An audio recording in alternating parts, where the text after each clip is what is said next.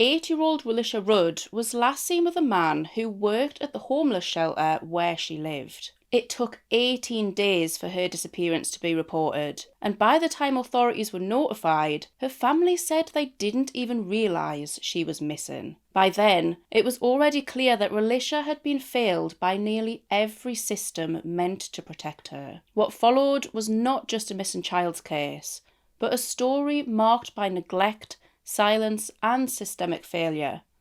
So what really happened to Relisha Rudd?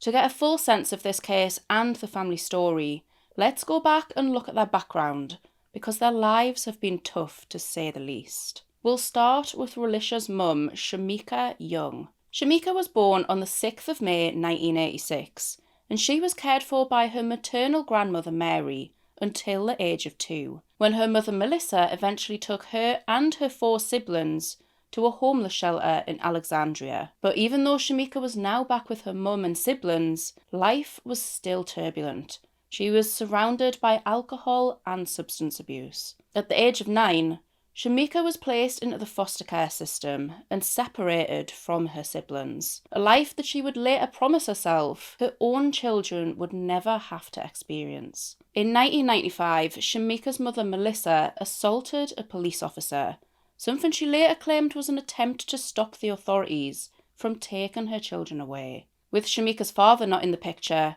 foster care became the only option. From there, Shamika was moved from one foster home to another. Removal requests cited reasons like uncooperative behaviour, stealing, lying, and bedwetting. But over the next year, her behaviour just continued to deteriorate. She ran away, she fought with other children, and at times she even threatened to kill her foster parents. In 1999, Shamika was eventually admitted to a mental health facility. She absolutely hated it there. She later recalled feeling more alone than ever, describing it as feeling like she was in a hole. On one occasion, she even remembers being restrained to a bed and injected with what she referred to as calm-down medicine. She was in and out of this facility multiple times, until one day a social worker told her she was finally being taken home, only to instead take her to Grafton, an institution for children with disabilities and severe emotional behaviour problems. On her 18th birthday, Shamika signed herself out of the foster care system. Leaving the foster care behind, Shamika then entered a new chapter of her life, and it was here that she encountered Irving Rudd. He was 16 years older than Shamika, and he had a deeply troubling criminal history. In 1992, he was sentenced to 15 years in prison for the involuntary manslaughter of his 17-month-old daughter, Tarika, though he was released in 2002. Shamika and Irvin went on to have their first child together on the 29th of October 2005, who was, of course, Relisha. They later had a son as well, but the relationship ended shortly after his birth. Years later, Irvin even attempted to gain custody of both of his children, but this request was denied. Sadly, the lives of Shamika's children began to mirror the instability that she had always grown up with. Social workers became aware of the issues in the Rudd household when Relisha was just around 2 years old. Reports documented inadequate food for the 2 children and an injury to Relisha that professionals believed could only have been caused by abuse. However, because no clear explanation could be established, no further action was taken. Around the same time, Shamika met Antonio Wheeler. Like Shamika, he had also grown up in foster care. The two dated for around 5 months before Antonio moved in, taking on a father figure role for Relisha and her younger brother. Together, Shamika and Antonio then went on to have 2 more sons. Despite ongoing social worker involvement, very little changed. Reports of neglect and abuse continued, with concerns raised about unsafe living conditions. The children were sometimes left to bathe themselves unsupervised, and were at times even left alone altogether. Still, no long-term intervention ever followed. The family remained together, and with each allegation ultimately dropped, Shamika viewed this as confirmation that she was doing the best that she could. On top of all this, housing instability only added to the chaos. The family faced eviction at least 3 different times after falling behind with their rent. Eventually, Shamika's sister Ashley offered to let them stay with her, but this arrangement was also really short-lived, lasting only around 3 months after Ashley's landlord discovered just how many people were living in her house, and they asked them to leave. With very few options left, Shamika and Antonio felt they had no other choice but to move their children into a homeless shelter. So in early 2013, they moved into DC General Family Shelter, a building that had previously operated as a hospital. But this shelter had such a terrible reputation. It was hugely reported to be filthy and plagued with rats and bed bugs. The showers were unsanitary and poorly maintained, and the surrounding area didn't offer anything either. Directly across the street from the shelter was the DC jail, and just down the road was a methadone clinic. So it was hardly an ideal environment to raise a family. Relisha even reportedly referred to the shelter as the trap house, which probably says pretty much everything about what it felt like to live there. She even did whatever she could to avoid being there. She would fake being ill so she could stay with relatives, or she would specifically ask to spend the night at her grandmother Melissa's or her Aunt Ashley's house. She also often asked to stay late at school, helping with any extra tasks that she could, just trying to do anything she could to put off returning to the shelter for just a little while longer. While living at the shelter, Shamika met Kahil Tatum, who worked there as a caretaker or a janitor. The exact circumstances of how they met aren't exactly clear, as later on, Shamika claimed that Kahil was actually a friend of one of her family members, which could suggest that she vaguely already knew him beforehand. However, most reports indicate that they met through their time at the shelter. But either way, Khalil became very close to the family, and especially close to Relisha. I think a lot of people would probably agree that this is quite unsettling. At the time, Khalil was around 50 or 51 years old, so to be forming such a close bond with an 8-year-old child just feels weird. A man that the family may not have even known before moving into the shelter. Shamika would even refer to him as Relisha's godfather. Khalil would buy gifts for Relisha, and she would often be the first awake within her household, so he would take her downstairs for breakfast, as the children had to be supervised, and rightfully so. But after he finally gained the trust of Shamika, Khalil started taking Relisha on little outings, like going shopping. He even started having Relisha stay at his own home overnight. He claimed that he had a granddaughter around the same age as Relisha, who she would apparently spend time with. This is all despite a no fraternisation policy between the shelter staff and its residents. What Khalil was doing was not allowed. And notably, he didn't have the same relationship with Relisha's brothers, only Relisha. Relisha was said to have absolutely loved school. She was a 2nd grader at Payne Elementary School, and as we'd already mentioned, she was often the first one up in the morning, with her clothes already set out, ready to go to school. The school staff took a warming to her too. She was said to have a joyful spirit with a love for maths and reading. But the teachers could also see the signs of her difficult home life. Staff would often clean Relisha and her brother when they arrived at school dirty. They did Relisha's hair, and they even fed the children when they came in hungry. In many ways, the school became a place of care and stability for Relisha. By February and March of 2024, that same school was growing increasingly concerned. Relisha's unexcused absences were mounting, reaching her 5th unexcused absence by the 25th of February. It's unclear whether these absences were consecutive or not, and it's also unclear exactly which day Relisha last attended school. When questioned, Shamika told the school that Relisha was unwell. Eventually, she also provided a note signed by a Dr. Tatum. The note claimed that Relisha was suffering from neurological issues and that she was receiving treatment under his care. On Monday, the 10th of March, with still no sign of Relisha, the school contacted the phone number listed on the note. The person who answered identified himself as Dr. Tatum and confirmed that Relisha was experiencing neurological issues, including headaches. He stated that she should be discharged and well enough to return to school by the end of that week. However, once a child reaches 10 unexcused absences, the school is legally required to notify Child Protection Services, which they did on the 13th of March. It's also important to note that during this same time period, Relisha's brother was still attending school.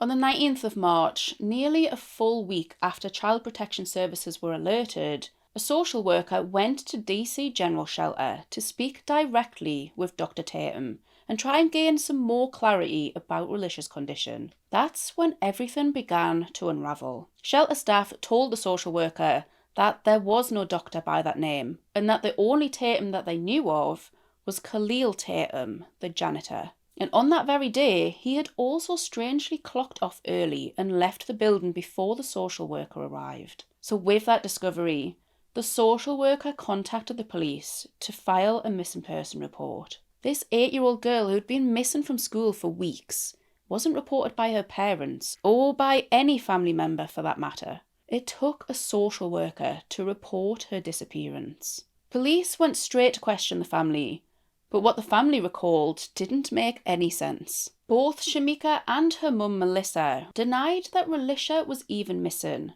All they did was point their finger at one another and said that they had no idea that she had disappeared until authorities informed them. How does a mum not notice that their child is missing after 18 days? That's how long Relisha was missing for before authorities were called, and not one family member admits to noticing she was gone. Shamika claims that she left Relisha with her mum, and that her phone was broken at the time, meaning she couldn't contact her daughter in that time at all, making it apparent weeks of no contact with her daughter. I don't know exactly how far away Melissa lived from Shamika, but considering Relisha would often ask to stay at her gran's, I would assume that it wasn't too far away. Surely you would just walk, even just to check on your daughter. But I suppose I don't know the full circumstances. But then Melissa denies Shamika's claims of her having Relisha, and she was under the belief that Shamika had left Relisha with her godfather, as she was told by Shamika, despite Shamika's wishes for her children never to follow in her footsteps and enter the care system. Her 3 sons were then taken into foster care. My little daughter named Relisha Rudd. Relisha, this is your mommy writing to you because I'm lost for words right now. I don't know what happened to you while you was in your nanny's care, but what I do know is that I'm lost without you here. I'm lost without your brothers being here. I'm lost without hearing you say, Mommy, you okay? Mommy, you need help cleaning up. Mommy, can you help me with my homework? Mommy, can we go shopping today?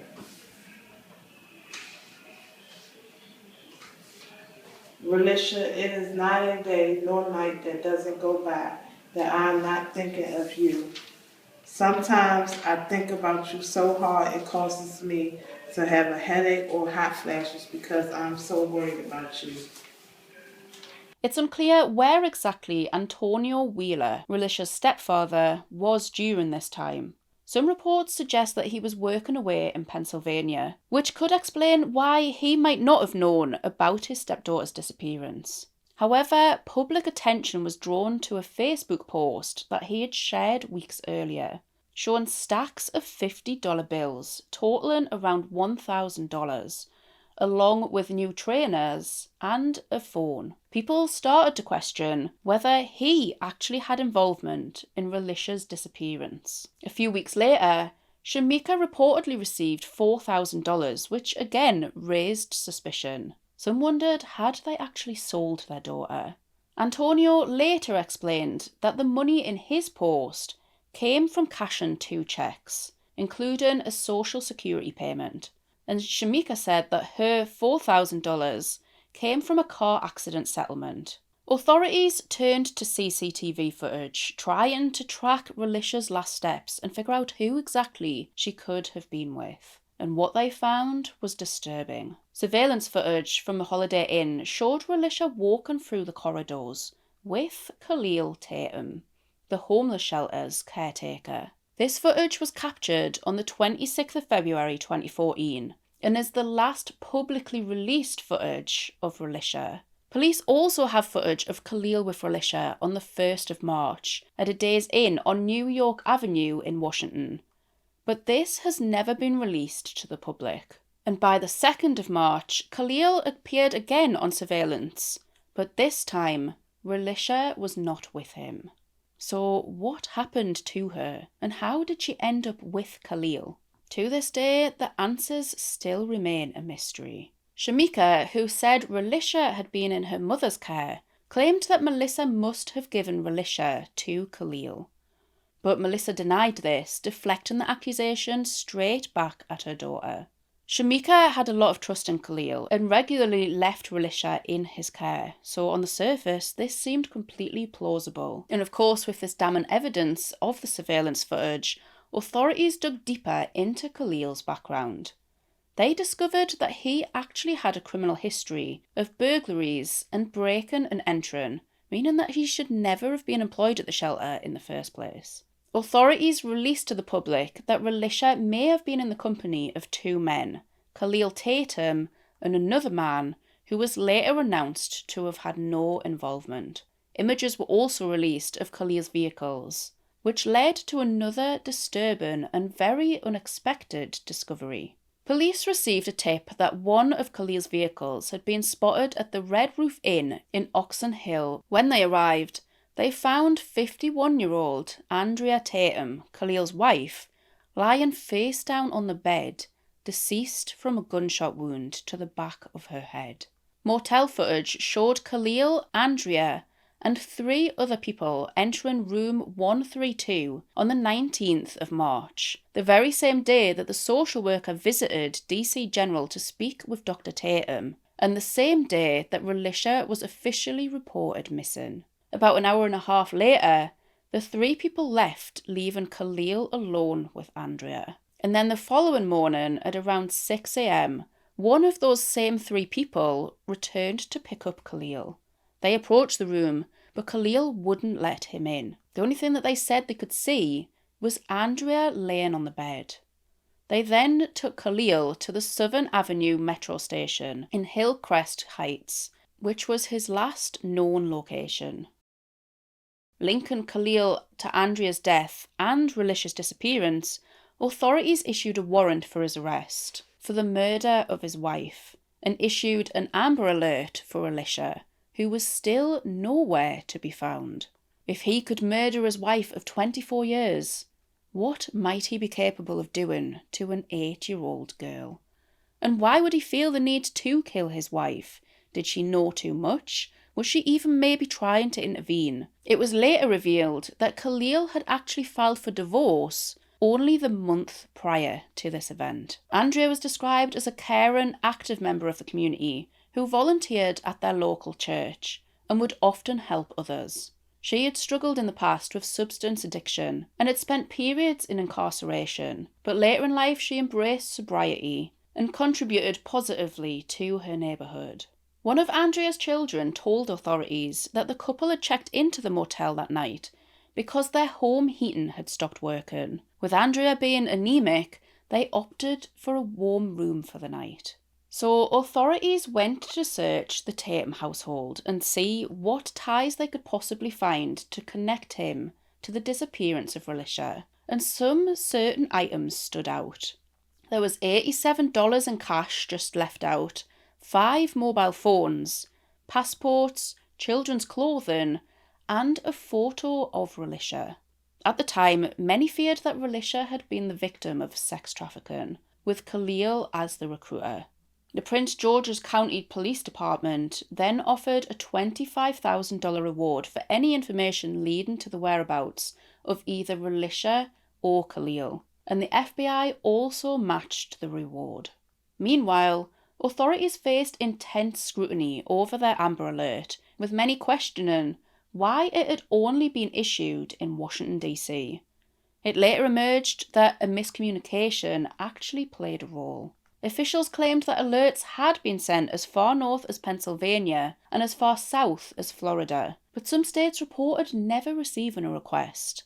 Others said that they weren't even familiar with the case at all. It's hard to imagine an even more tragic situation for miscommunications to occur, After all, Relisha could have been transported out of DC in no time at all, making other states' awareness critical. Days passed with no sightings of either Relisha or Khalil, and the FBI eventually placed him on their most wanted list. Then on the 27th of March, authorities uncovered footage that shifted the investigation dramatically. Surveillance showed Khalil at a Home Depot on the 2nd of March buying a carton of 42-gallon self-tie contractor bin bags, a shovel and lime, which, as we well know, is used to disguise the smell of decomposition.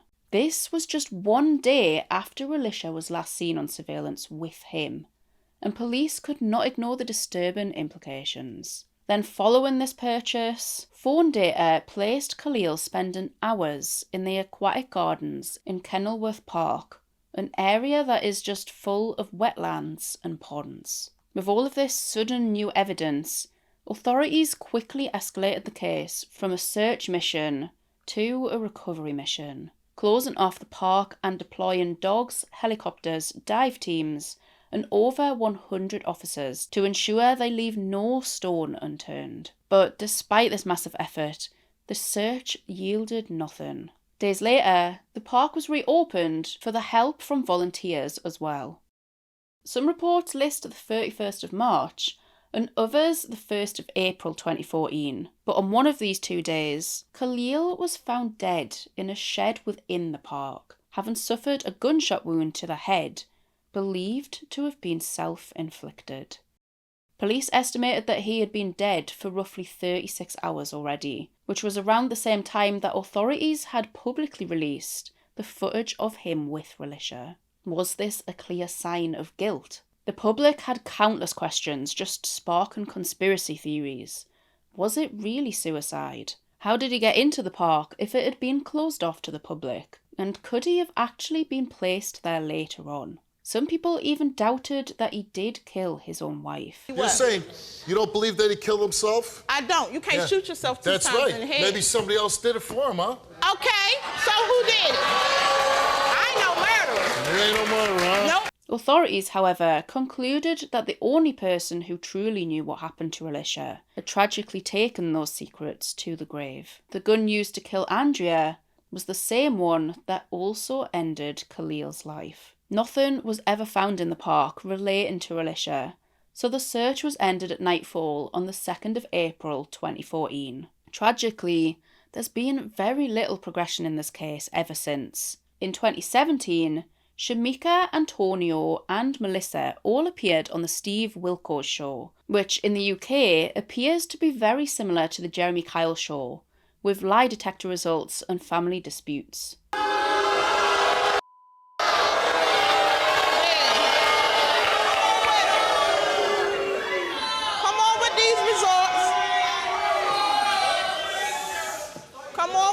That's why I'm here. You came here, took a lie detector test, and we asked you. That's why I'm here.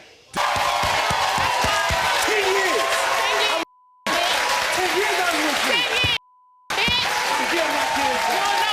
I'm getting my boys back. No, you're not. You're gonna be in jail. No, I'm not. You're gonna be in jail. I'm getting two back. You just getting two. She doesn't have to take a test. As you'll have just seen, both Antonio and Melissa took a lie detector test, and both passed. Shamika, however, refused to participate. That in itself raised eyebrows and fueled public speculation about what she might have been hiding. Of course, in court, lie detector results hold very little weight, so technically they don't actually prove anything. But when the other family members are willing to clear their names on national television, it does make you wonder why she wouldn't do the same if she truly had nothing to hide. The following year, in December 2018, investigators received a tip about a secret tunnel system under the DC General Shelter, tunnels that were only accessible to the staff. Once again, after investigating, they found no evidence linking the tunnels to Relisha. Relisha has been described as the best big sister, often acting as a mother figure to them. She was sweet, well-behaved and full of life. And despite everything, the family continue to hold out hope that she is still alive. And with no evidence to the contrary, They maintain faith that their kind-hearted girl may one day return. A report from the District of Columbia Government Administration concluded that although there was miscommunication among several agencies, no government intervention could have prevented Relisha's disappearance. If you think you have any information that could help this case, you can find all of the relevant contact details down in the description. Personally, I can't help but think that Shamika, Relisha's mum, knows a bit more than she's letting on. But as always, I'd love to know your thoughts. What do you think happened to Relisha?